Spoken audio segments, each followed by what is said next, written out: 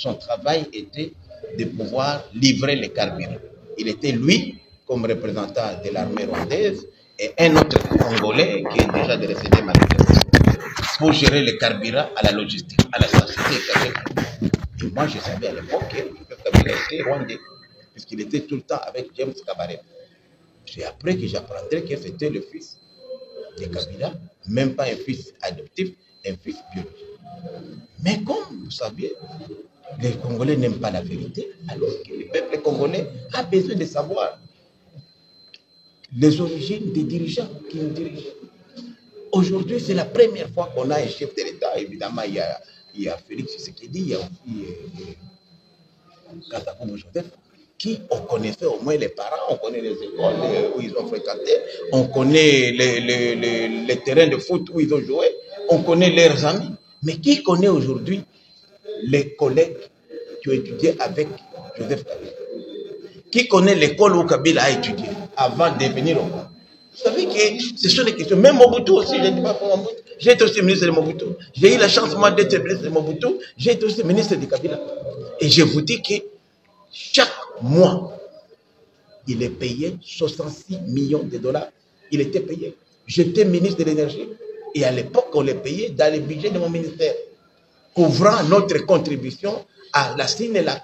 La Sinelac, en fait, c'était l'entreprise commune entre nous, d'électricité, entre la RDC, les Rwandais et les Burundais. L'argent était payé au Rwanda, comme les Rwandais disaient qu'elle donnait de l'électricité des Ruzizi, elle avait préfinancé. Mais ce préfinancement-là n'est jamais fini. Et jusqu'à l'arrivée de Tshisekedi, les 66 millions de dollars étaient payés. Je suis ancien ministre de l'énergie, je vous dis que ça sortait de mon ministère. Et lorsque Félix Tshisekedi a arrêté ces paiements-là indus, ça a posé un problème. Je pense que c'est un secret polichinelle. Ceux qui ont été à la tête de ce ministère-là pourraient témoigner. Et moi, j'avais posé la question, on m'a dit que non, c'est la contribution de la RDC à la Sinelac. J'ai même organisé une mission de contrôle. J'ai même un collègue député qui est ici, honorable, il est maintenant devenu député, honorable Soumaïli. Honorable Soumaïli, Emile est ici, il était à l'époque un de mes collaborateurs dans mon cabinet. J'ai fait la même mission avec eux. Donc c'est une histoire bien connue. Et c'est comme ça qu'aujourd'hui, vous savez que le Rwanda est agité puisque cette manne-là ne tombe plus. Voilà une des causes de guerre. Comment expliquer aujourd'hui? Puisqu'on peut croire, qu'on peut dire tout ce qu'on dit, que Jean-Pierre Bemba fait de la politique. Non. C'est Kabila qui a combattu, soi-disant, l'M23. Et pendant ce temps-là, après la défaite de l'M23, les héros de la guerre, général Baouma, colonel Mamadou, tous ces héros-là, les Mbouda Mabé, par de morts curieuses et suspectes, sont tous passés. On peut se demander comment ces héros-là sont morts dans des circonstances mystérieuses. Jusqu'aujourd'hui, on n'a jamais expliqué. Et on voit aujourd'hui la même personne qui a combattu l'M23. M23 est défait, c'est fini, non, vous avez gagné la guerre. Il va encore les suivre en Nairobi, négocier avec qui? Avec qui? Avec Kagame à côté et Museveni. Et après, 10 ans après, ces gens-là reviennent ici. C'est lui qui devient encore chef de guerre. On va te demander la question, mais il y a quelque chose qui ne marche pas. C'est pourquoi on se pose est-ce que Kabila est-il réellement congolais? Nous ne savons pas la mère de Kabila, la vraie mère biologique. Moi, je suis Moussaïd. J'ai connu Maman Sifa depuis des années, avant même que Mouzé n'arrive ici. Parce qu'on allait à l'étranger. Je n'ai jamais entendu parler d'un de ses fils qui s'appelait Joseph Kabila. Mais à l'époque, on ne peut pas parler. Je crois que les Congolais, ces Congolais ont besoin quand même de savoir le passé de leurs dirigeants. Ce n'est pas mauvais de finir. Et si lui, Joseph Kabila, persiste et a dit qu'il est le fils biologique de Mouzé Laurent de Kabila, mais pourquoi il refuse de faire l'ADN? Les corps de Kabila est ici, de Mouzé, on n'a qu'à prendre les sangs et faire les tests d'ADN. C'est possible. Aujourd'hui, avec la technologie, les corps est là, on peut tester. Mais Kabila Joseph a toujours refusé ça. Même son nom n'était pas Kabila Joseph. Quand il est venu à Goma, on ne l'appelait pas Kabila. Moi, c'est ici à Kinshasa, quand il est devenu général et commandant des forces terrestres, que j'ai appris qu'il s'appelait Kabila. Il ne s'appelait pas Kabila à Goma. Est-ce que vous avez déjà rencontré... Il s'appelait Hippolyte. Hippolyte, moi je connaissais Hippolyte. Alors, à la station, il s'appelait Hippolyte. Vous pouvez demander les gens qui étaient à l'Afdel, à l'époque à Goma, à la station, quand il était gérant, donc gestionnaire de carburant pour l'armée, l'Afdel, et Mouzé Laurent Désiré Kabila était là, c'était chez nous à Goma, on l'appelait Hippolyte. Alors, honorable, le Rwanda avait réussi à adopter congolaises. Peuvent faire pour réparer cette histoire?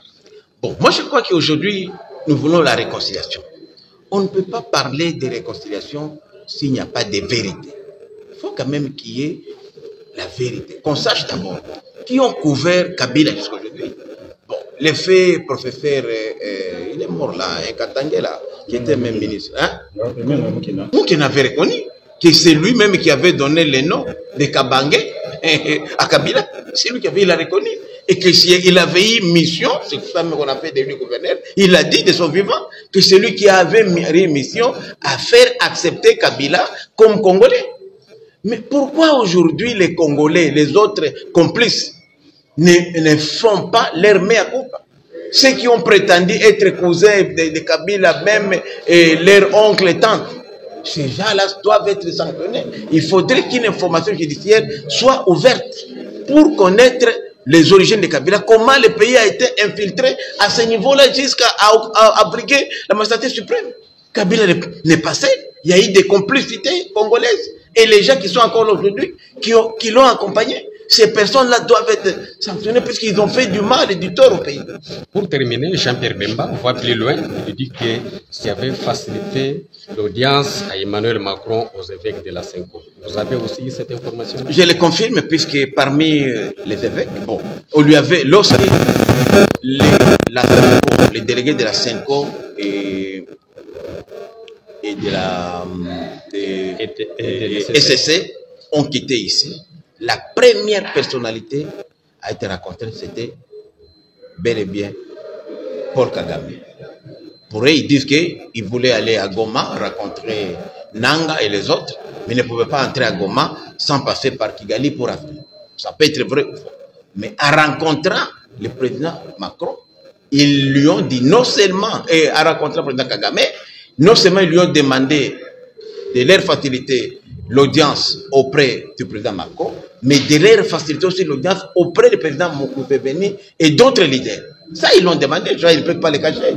Ils l'ont demandé en plein air, en pleine audience. Et le président rwandais a dit que non, vous pouvez compter sur moi. Je sais que votre président, comme il cache la vérité, il ne pourra pas vous faciliter ça. Et il a bien appelé le président Moukouébeni, il a appelé le président Macron et il a confirmé l'audience. Et c'est l'ambassadeur du Rwanda à Paris qui a accueilli notre délégation et a donné l'heure et l'endroit où elle devait être reçue. Ce n'est pas un secret, puisque quand ils sont partis là-bas, il y avait d'autres opposants qui étaient là. Notamment, je vais dire, je ne vais pas citer ici des noms, puisque ça serait indécent de les dire. Et c'est pourquoi même vous avez vu que dans leur plan, les plans, ce n'est pas un plan pour le pacte social, non. Les plans, c'est clair. C'est d'abord de mettre fin au mandat constitutionnel, au mandat légal de Tshisekedi. C'est Tshisekedi qui est vidé là. Tout ça, il n'y a rien de pacte social, non, de réconciliation. Il n'y a rien. C'est pourquoi nous disons aussi, nous qui soutenons Tshisekedi, nous disons que nous inscrivons en fond à la démarche du pacte social. Le fait seulement d'impliquer les agresseurs dans ce pacte social, pour nous, c'est une démarche de voie à l'échec. J'aime bien Martin Fayoulou, je salue son courage, mais je dis à Martin Fayoulou qu'il cherche notre dialogue sans passer par les évêques de l'ECC ou de la Senko. Merci.